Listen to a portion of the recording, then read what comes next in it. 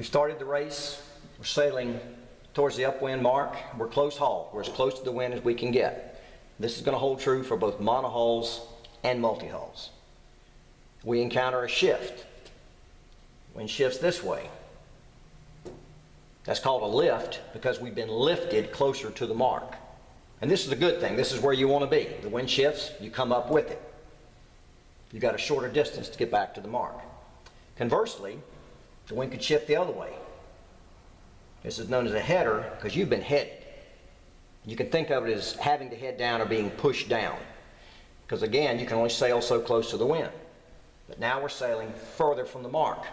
Unless we tack. Because on the other side of a header is a lift. And now we're sailing closer to the mark again.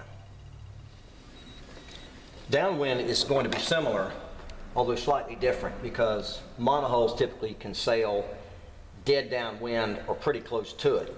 Multi-hulls can rarely do that. They're going to have to stay off at some angle.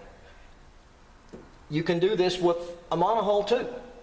And depending on your boat and your sails and the way you plan your race, it could be advantageous to you. That'll depend on your particular boat.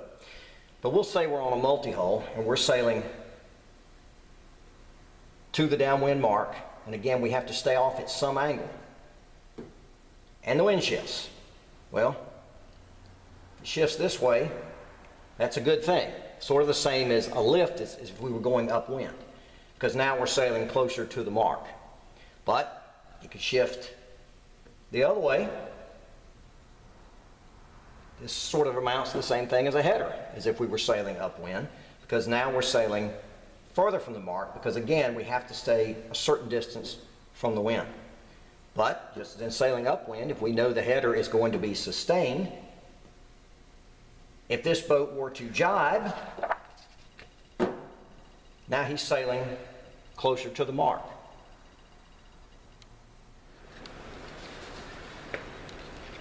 Now wind shifts, headers and lifts, can be intermittent. They may not be sustained for any long period of time. In these cases, you have to decide whether it's worth your time to tack or jibe on a header. If the wind's simply going to do this for a few seconds, and then come this way for a few seconds, and then back, you may be better off falling off with it and coming back up when the wind comes back up.